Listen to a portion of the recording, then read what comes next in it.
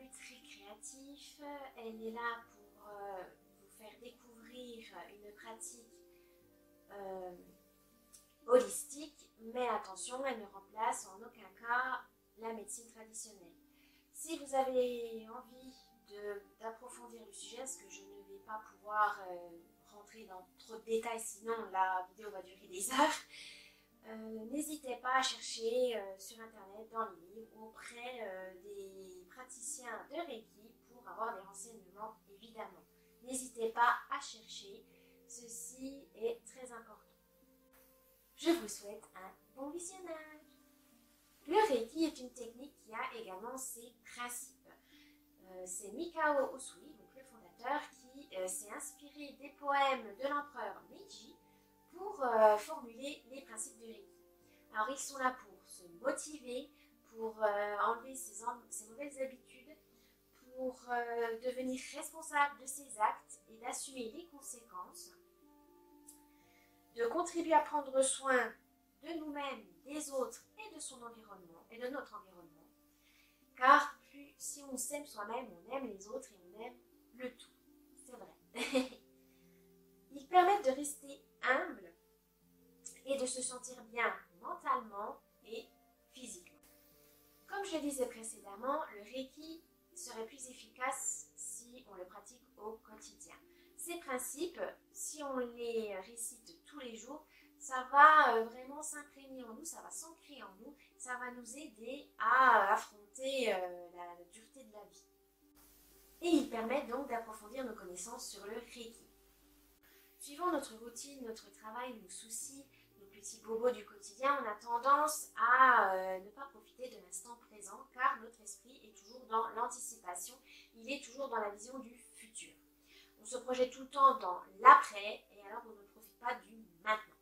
Ce qui peut créer un déséquilibre, une angoisse, du stress, de l'anxiété, car on est complètement déconnecté de la réalité quelque part parce que on fait toujours pour ce soir, pour demain, pour l'année prochaine, etc. Donc on a, comme on dirait, une déconnexion voilà, de la vie. On a une déconnexion avec la nature, on a une déconnexion avec nos proches parce qu'on ne les écoute plus, on ne prend plus le temps. Voilà, le temps, on a l'impression que le temps nous échappe. Et le Reiki est là justement pour vous rappeler, stop, pose-toi 2 minutes, profite de l'instant présent, car au final la vie est très courte et si on fait que de courir, eh ben, on passe à côté de beaucoup de choses. Les principes du Reiki nous rappellent que l'instant présent est très important, voire essentiel pour la pratique du Reiki, mais aussi pour tous les aspects de notre vie. C'est pour ça que ces principes commencent toujours par les mots « rien qu'aujourd'hui » ou « juste pour aujourd'hui ». Vraiment, c'est pour nous fixer dans le temps en se disant « c'est bon, je me pose 2 minutes, 5 minutes, 1 heure pour moi, pour prendre soin de moi ».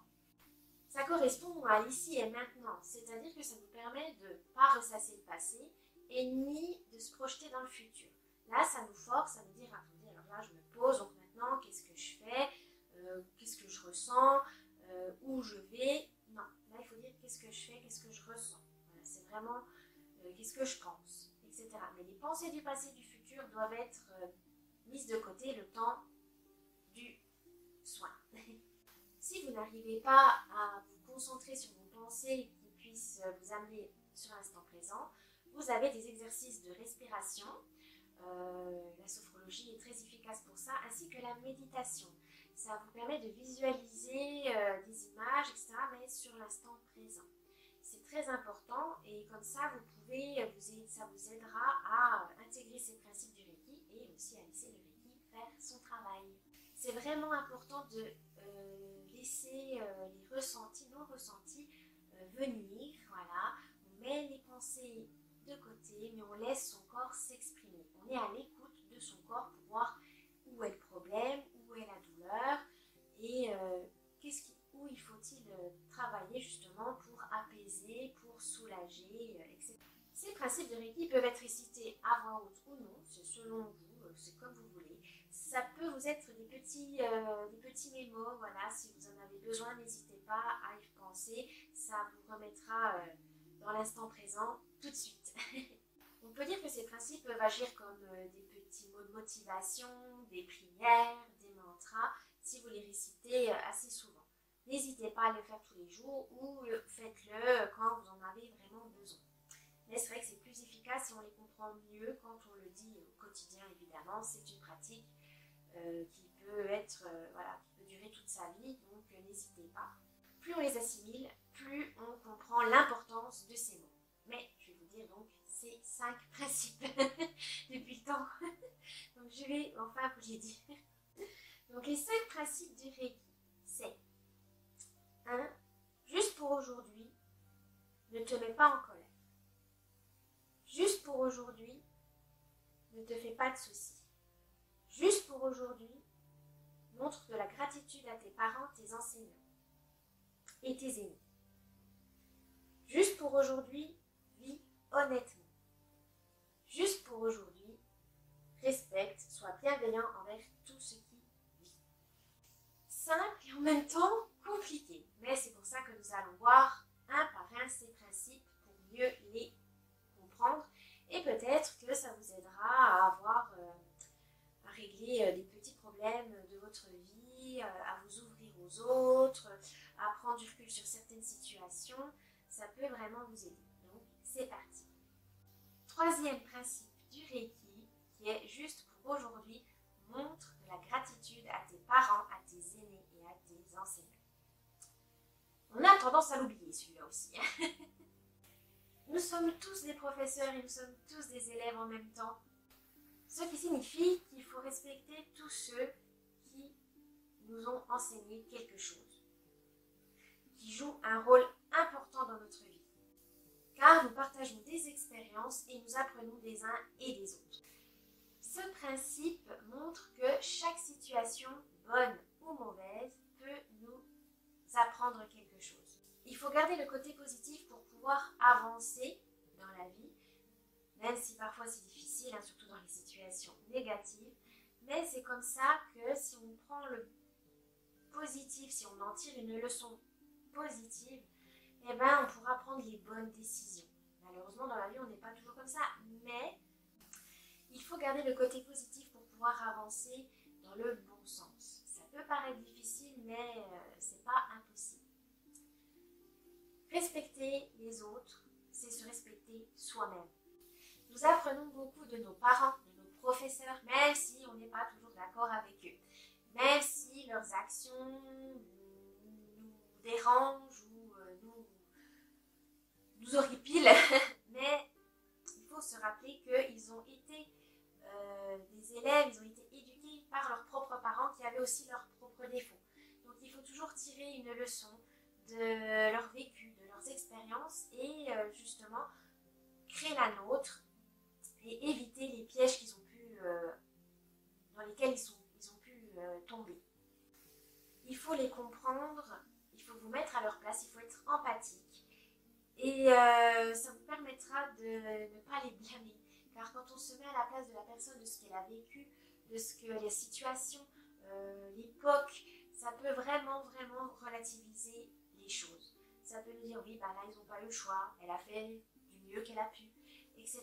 C'est très important car respecter ses aînés et ses parents et ses professeurs, c'est se respecter soi-même et c'est aussi apprendre que malheureusement, chacun a des leçons différentes à apprendre et ensuite à enseigner. Pour comprendre les autres et le monde qui nous entoure, les valeurs importantes sont l'amour et le respect. Car vous allez les enseigner, vous les apprendrez tout au long de votre vie. Donc le plus important, c'est vraiment de s'aimer, aimer les autres, être reconnaissant d'être là, mais c'est grâce à vos aînés, même s'ils ne sont pas parfaits. La perfection n'existe pas, tout simplement. Ils ont fait comme ils ont pu, avec les outils qu'ils avaient. Et voilà, on essaye de faire au mieux. Et nous aussi, on apprendra de nos erreurs, on fera autrement. Mais c'est très important de s'en rendre compte, de se mettre à la place des autres pour pouvoir échanger, pour pouvoir apprendre et ensuite enseigner ceci à nos enfants, à nos descendants ou à d'autres personnes pour pouvoir leur éviter ce genre de problèmes, de blessures. Grâce au Reiki, nous pouvons guérir de nos blessures passées ou transmises par nos générations précédentes. Car sans s'apercevoir inconsciemment, Les générations qui nous ont précédées peuvent nous transmettre leurs peurs, leurs angoisses, leurs blessures, mais de façon inconsciente. Et du coup, c'est à nous de pouvoir guérir, c'est à nous de trouver la solution pour que ces angoisses qui, au final, ne sont pas les nôtres, puissent être éliminées pour qu'on puisse vivre tout simplement.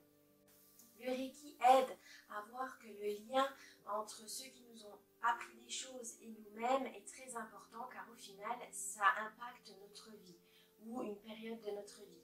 Donc il faut être reconnaissant, même si ce n'était pas des bons enseignants, même si c'était mal fait ou un peu maladroit. C'est une leçon qu'on en tire quand même et qu'on transforme en quelque chose de positif. Ça, c'est l'essentiel au final.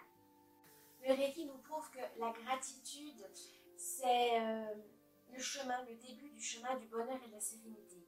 Car quand on est reconnaissant, quand on sait ce qu'on a, quand on reconnaît, quand on ne blâme plus, et bien en fait on a un chemin plus apaisant qui vient à nous évidemment. Remercier ceux qui nous ont transmis des leçons, c'est leur montrer de l'intérêt sur ce qu'ils nous ont enseigné, mais aussi sur eux-mêmes. Donc ça peut créer des liens, ça peut renforcer aussi les relations. C'est un échange, c'est une transmission qui se fait plus sereinement. Et nous aussi, on est responsable de nos expériences et on est responsable de ce que va engendrer ces expériences. Quelles sont les conséquences de ces leçons qu'on a apprises? Est-ce qu'on veut voir le côté positif ou négatif? Ça, c'est aussi à nous de voir et de comprendre ce que nous souhaitons vraiment. Pardonner à nos ancêtres, c'est aussi guérir des blessures transgénérationnelles. On a des générations qui se transmettent certaines choses inconsciemment ou consciemment, mais c'est aussi leur pardonner pour pouvoir partir plus léger. Il ne faut surtout pas prendre les fardeaux de vos ancêtres, de vos prédécesseurs, même de vos parents. C'est leur expérience, ce n'est pas la vôtre. Donc préservez-vous, prenez soin de vous. Et le Reiki vous aide justement à prendre conscience de ça. C'est que vous êtes ici, maintenant, que vous avez des expériences à vivre, mais surtout que les expériences passées ne sont pas forcément celles qui vont vous construire toute votre vie. Ça va tirer des leçons, mais il faudra aussi tourner la page pour pouvoir expérimenter encore plein de choses. Il ne faut pas rester bloqué sur le passé, évidemment, et il ne faut pas non plus penser à l'avenir, mais de façon plus positive, plus bénéfique pour nous, même si ça ne plaît pas forcément aux autres. Mais ça, c'est une autre vision. Pour conclure, il faut se libérer des fardeaux familiaux tout en remerciant ceux qui nous ont enseigné, nos proches, parce qu'au final, ils ont fait comme ils ont pu. J'espère que cette vidéo vous a plu. N'oubliez pas le petit pouce bleu, la cloche et de vous abonner. Si vous avez trouvé encore quelque chose à ajouter, n'hésitez pas à faire un petit commentaire. Et je vous dis à la prochaine. Bye bye.